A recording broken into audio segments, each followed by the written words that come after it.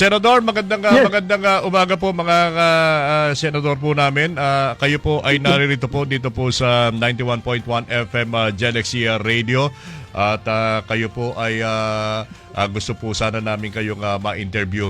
So Yes, Wilmer, go ahead. Yeah, yes po, ang katulad po ng aming po nabanggit, narinig na po natin sa ating pagtawag, ang ating po next guest po ngayon dito po sa programang Unang Sigaw ay makoconsider po nating pinakasikat na naging PNP chief ng ating bansa. Sa Senado po siya ang chairperson ng Committee on Public Order and Dangerous Drugs, pati na ang Special Committee on Marawi City Rehabilitation and Victims Compensation.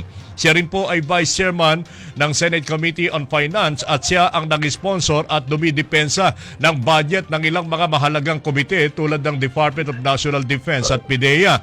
Ang ating magaling, masipag at matapang na senador na talaga namang sagot niya tayo, itaga ninyo sa bato. Senador Bato de la Rosa, good morning po sa inyo, sir.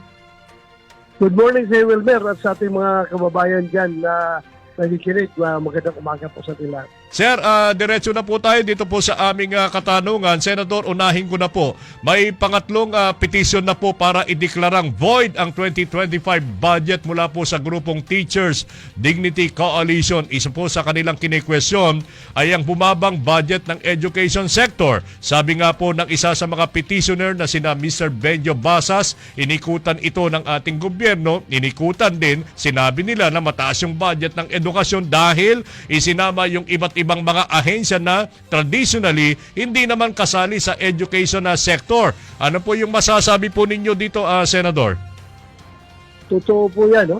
Wilmer, totoo po yung kanilang hinaing. At dapat yan ay mapakinggan at maaksyonan dahil alam natin talagang if you were following the news noon, hindi ako pumirma sa BICAM report ng national budget natin dahil nakita ko maraming laman na hindi ko gusto. Kaya hindi ako pumirma, hindi ako nag-walk out ako doon sa Bicameral Conference Committee meeting. Dahil atahasang paglabag yan sa ating constitution na nagsasaad na dapat sa national budget, pinakamalaking portion should go to the education sector. Ang lumabas ngayon ay hindi education sector ang pinakamalaki. So, binayulit nila yung provision ng ating constitution. At alam po ninyo, gusto pa nilang i-justify, no? Na para palakihin yung education sector na kunyari lalabas. Ito ang pinakamalaki. So, ang ginawa nila to justify yung pagkakamali nila ay yung mga pundo, yung mga training funds ng AFP, training funds sa mga training centers ng Armed Police of the Philippines, ng Coast Guard at kung ano mga training funds ay sinali nila para lumaki ang budget na education sector. When in fact, hindi man yan education sector, kundi defense sector at saka sa public safety sector yung mga pundo na yan. So, dapat lang po managot sila para at ma-correct ito. Dahil hindi po maganda kung palagi na lang nating binabayulit yung ating saligang batas.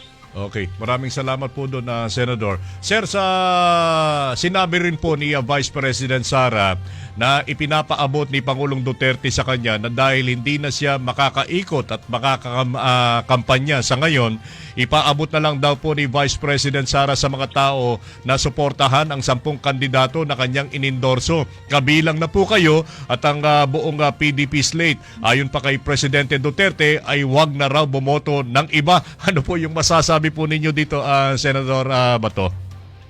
Lahat naman ng kandidato, Wilmer, no, gustong manalo. Lahat ng partido gustong i-dominate ang resulta.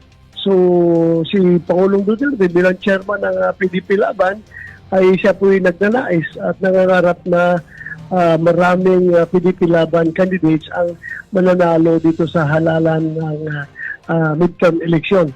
So, lahat po tayo nangangarap. Sana po yung kanyang panawagan ay pakinggan ng ating mga kababayan para naman po maraming PDP Laban ang makapasok. Sir, kumusta naman po yung ginagawa po ninyong kampanya ngayon, Senador? Well, ongoing yung ating guerrilla warfare type of campaigning, no? Kahit saan tayo maabot, kinakausap na lang natin yung mga LGU chiefs at yung mga taong may hawak rin ng mga tao, mga leaders na pwede nating pwede makatulong sa atin. Sa ngayon, nandito ako sa Cebu para kinakausap ko yung mga dapat makatulong sa atin dito.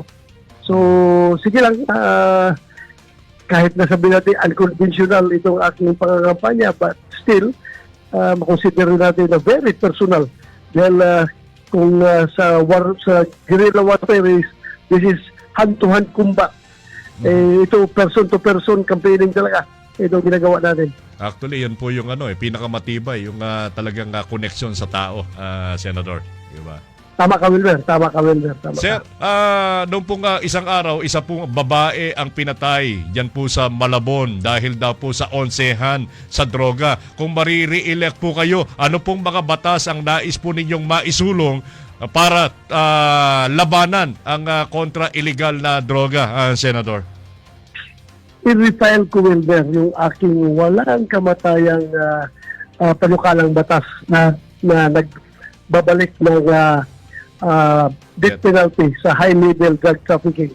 Dahil alam ko kahit na ito ay very controversial na batas, alam ko ito ay solusyon sa kinakaharap natin ngayon na problema ng bansa, ng yung drug addiction. Dahil nung ako ay naging Director General ng Bureau of Corrections, kinausap ko po yung mga konbiktadong Chinese drug lords sa loob ng Bilibid at ang kanilang sinabi ay kaya daw sila insisting na mag-traffic ng illegal drugs dito sa Pilipinas at hindi doon sa mga bansa na may malaking merkado para sa droga, kagaya na lamang ng China, Indonesia, Malaysia, Thailand or Singapore. Hindi daw yung gagawin dahil may death penalty doon sa drug trafficking. At kung dito sila sa atin traffic ng drugs ay buhay na buhay sila, hindi sila mamamatay, hindi sila mabibitay dahil wala tayong death penalty na batas. Pwede sila. Kung sila ay mahuli, hindi sila takot dahil tuloy pa rin yung kanilang negosyo dahil hindi na sila takot na mahuli dahil nakakulong naman sila. Hindi na sila takot na makasuhan dahil konbiktado naman sila. So tuloy ang kanilang ligaya. Whereas kung meron tayong death penalty at ito pinagbibitay na natin itong mga inchik na ito, ay patay na sila. Sino bang magpapatuloy sa kanilang illegal drug business? So wala na. Kaya dapat talaga may balik natin yung death penalty na yan. Ayun. Ayan. At ang panghuli po, Sir, unang-una, kailan kayo papasyal dito sa Tarlac? At ano po yung mga mensahe po ninyo para sa lahat ng mga taga dito sa probinsya ng Tarlac at sa buong Pilipinas na rin po, Senador Ronald? Ay, ang aking pag-iusap, Wilmer, no? Pupunta naman ako dyan sa Tarlac. Marami na ako pinuntahan ng munisipyo ng Tarlac, but babalik pa rin ako dyan dahil mahaba pa man yung ating campaign period.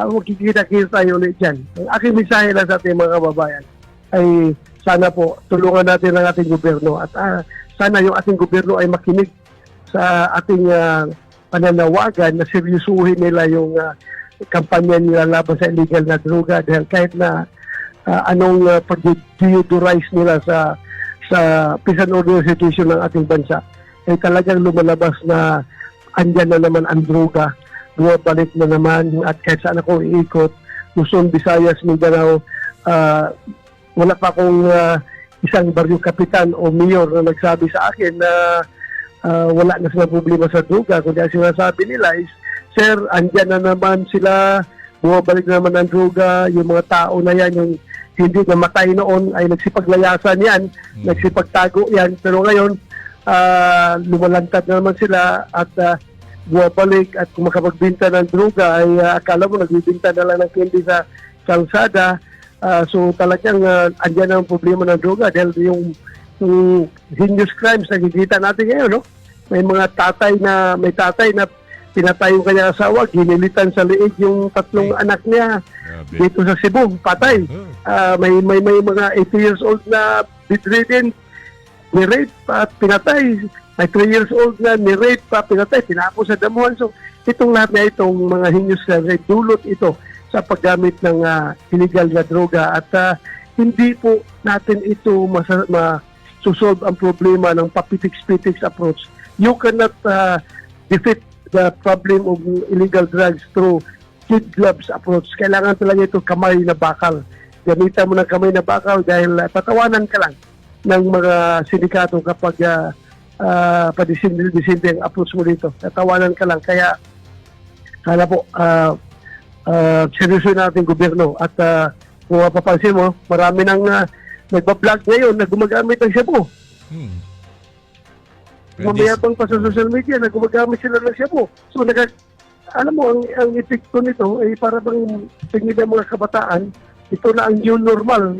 Na normal na nagagamit tayo ng shabu. So, binablog pa nila. Nakakatakot po sa mga kabataan natin kung ito'y nakikita na wala tayong control sa social media. So yan na po, ang last na panawagan ko po ay sana po tulungan nyo kami magdasal na may balik si Pangulong Rodrigo Duterte sa ating bansa. Sana po may balik siya sa kaibigang dito sa ating bansa kahit na kung saang side ng politics ka man ngayon, maka Marcos ka man o maka Duterte, dapat lamang po na yung ating kababayan ay kung may kasalanan ay dito litisin sa ating bansa. Pabalikin dito sa ating bansa. Dapat mga Pilipino. Po, ating pakiusap. Bilang Pilipino, protektahan natin ating...